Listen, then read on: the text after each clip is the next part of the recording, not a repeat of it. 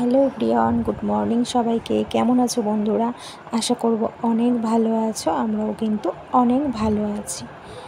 আজ রিম্পা চন্দনার রান্নাঘরে কিন্তু আবারও চলে এসেছি তোমাদের সঙ্গে একটি রেসিপি নিয়ে। আজ কিন্তু নিয়ে এসেছি পাকা আমের আমশক্ত। আজ সেটি কিন্তু তোমাদের সঙ্গে শেয়ার করছি। তাহলে চলো বন্ধুরা, আজকের ভিডিওটা কিন্তু তোমরা একদম স্কিপ করো না, পুরোটা দেখার জন্য অনুরোধ রইল। তো খুবই সহজ পদ্ধতিতে কিন্তু আমরা এই পাকা আমের আমশক্ত বানিয়ে ফেলেছি। তাহলে চলো ভিডিওটা শুরু করা যাক। তো দেখো, আমরা কিন্তু এখানে পাকা আম নিয়েছি। এই পাকা আম দিয়েই কিন্তু আজকে আমশক্ত করব। তো ফার্স্টেই কিন্তু আমরা আমগুলিকে ভালো করে পরিষ্কার করে ধুয়ে নিয়েছি। এবার আমগুলিকে কিন্তু আমরা ছোট ছোট করে টুকরো করে কেটে নিয়েছি। আর এটা হিমসাগর আম ছিল, আর হিমসাগর আম কিন্তু খুবই মিষ্টি হয়। সেই আম দিয়ে কিন্তু আজকে আমরা আমশক্ত তৈরি করব। তাহলে দেখো বন্ধুরা, আমরা কিন্তু আমগুলিকে একদম ছোট ছোট করে কেটে নিয়েছি। এবার পাকা আমগুলিকে কিন্তু আমরা একটি পেস্ট করে নেব মিক্সির জারে। আটিটাকে আমরা বাদ দিয়েছি, আর ছোট ছোট করে আমের টুকরোগুলি করে নিয়েছি। এগুলিকেই কিন্তু আমরা মিক্সির জারে পেস্ট করে নেব।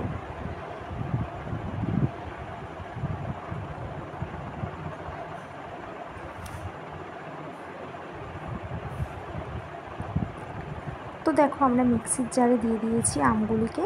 এবার কিন্তু আমরা একটি পেস্ট করে নেব। তো আমাদের কিন্তু পেস্ট করা হয়ে গেছে। আমের পাল্পটাকে আমরা বার করে নিয়েছি। এবার কিন্তু আমরা ছাঁকনির সাহায্যে আমরা ছেঁকে নেব। আমের পাল্পটাকে আমরা কিন্তু ছেঁকে নেব। তো আমরা এখানে একটি চামচের সাহায্যে ভালো করে কিন্তু ছাঁকনি দিয়ে আমরা ছেঁকে নিচ্ছি, যাতে কোনো রকম আঁশ না থাকে। তার জন্য কিন্তু আমরা খুব ভালো করে ছেঁকে নিচ্ছি ছাঁকনি দিয়ে। খুব ভালো করে নাড়াচাড়া করে কিন্তু আমরা বের করে নেব। আর এখানে কিন্তু আমরা কোনো রকম কিন্তু জল ব্যবহার করিনি, কোনো জল আমরা মেশাইনি এর মধ্যে। তো দেখো, আমের পাল্পটা কিন্তু বের হয়ে গেছে।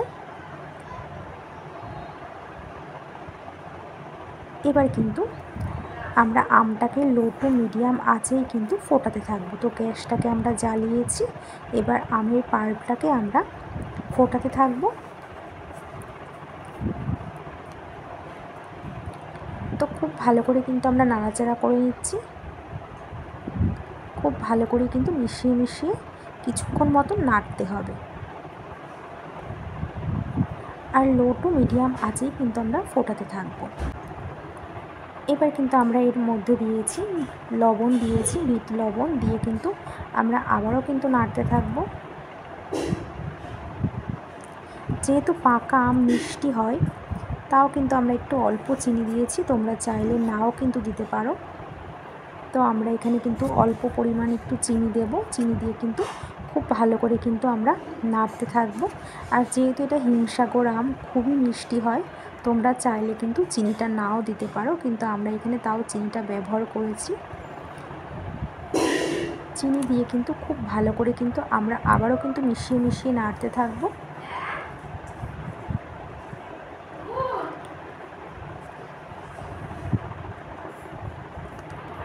তো দেখো, খুব ভালো করে কিন্তু আমরা নাড়াচাড়া করে নিচ্ছি।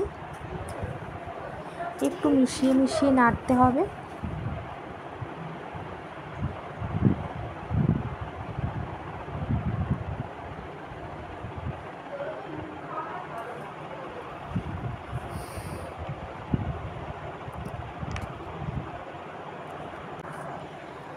এবার কিন্তু আমরা নামানোর আগে দেব 2 চামচ মতন ভিনিগার দিয়ে কিন্তু আমরা আবারও একটু নাড়াচাড়া করে নেব।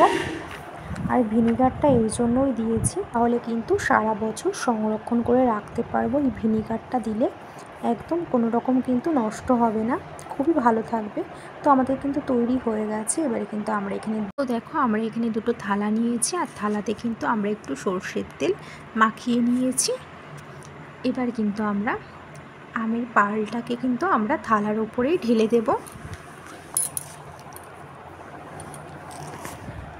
তো দেখো, কত সুন্দর একটি কালার চলে এসেছে। এবার কিন্তু আমরা থালাটাকে কিন্তু আমরা রোদে দিয়ে আসব। এখানে আমরা একটা থালাতে কিন্তু মাখিয়ে আমের পালটাকে কিন্তু ঢেলে দিয়েছি। এবার কিন্তু আর একটা থালা আছে, সেই থালাতেও কিন্তু আমরা ঢেলে দেব।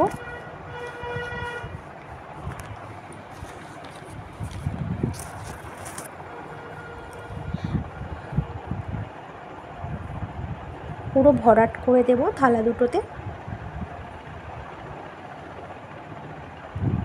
এবার কিন্তু থালা দুটো আমরা একটু ঝাঁকিয়ে নেব। এবার কিন্তু ছাদে চলে এসেছি, আমরা ছাদে রোদে কিন্তু শুকাতে দেব। যেহেতু এখন টানা রোদ, জ্যৈষ্ঠ মাস, ছাদে খুবই রোদ থাকে, এর জন্য একদিন এই রোদেই কিন্তু শুকিয়ে যেতে পারে খুব ভালোভাবে।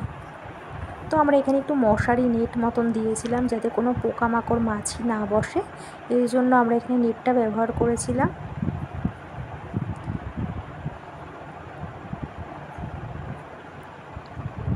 তো দেখো একদিন বাদেই দেখো কতটা শুকিয়ে গেছে। মাত্র একদিন রোদে দিয়েছি তাতেই কিন্তু শুকিয়ে গেছে, যেহেতু এখন জ্যৈষ্ঠ মাস আর ছাদে অনেক রোদ থাকে।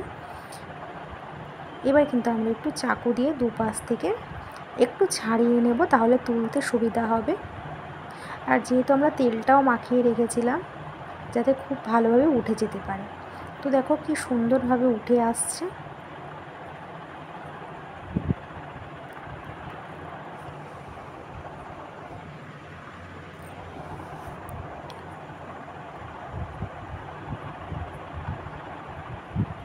দেখছো কত সুন্দরভাবে উঠে আসছে, আর দেখতেও কিন্তু অনেক ভালো লাগছে বন্ধুরা।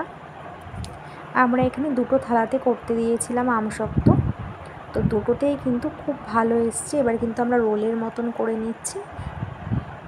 রোলের মতন করে কিন্তু আমরা একটি চাকুর সাহায্যে কিন্তু আমরা পিস পিস করে কেটে নেব।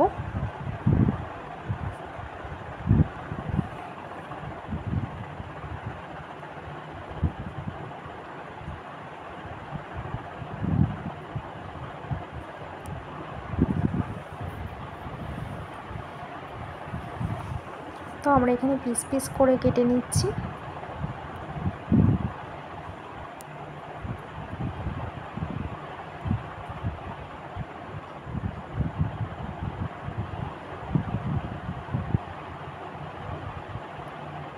আর দেখতেও কিন্তু অনেক ভালো লাগছে। তো বন্ধুরা কেমন হয়েছে আজকে আমাদের পাকা আমের আমসত্ত্বর রেসিপিটা। তো বন্ধুরা আজকে এই রেসিপিটা যদি তোমাদের ভালো লেগে থাকে তাহলে কিন্তু অবশ্যই একটি কমেন্ট করে জানিও। আর তোমরাও কিন্তু বাড়িতে এইভাবে আমসত্ত্ব বানিয়ে রেখে দিতে পারো সংরক্ষণ করে, কারণ যেহেতু এখন আম পাওয়া যাচ্ছে, আর যখন আম থাকবে না তখন কিন্তু তোমরা এই আমসত্ত্ব বাড়িতে খেতে পারবে। তো বন্ধুরা আজকের ভিডিওটা যদি তোমাদের ভালো লেগে থাকে তাহলে কিন্তু অবশ্যই একটি লাইক সাবস্ক্রাইব করে পাশে থেকো। তো বন্ধুরা আজ এই পর্যন্ত, আবার দেখা হবে নেক্সট ভিডিওতে। ততক্ষণ তোমরা সুস্থ থেকো, ভালো থেকো।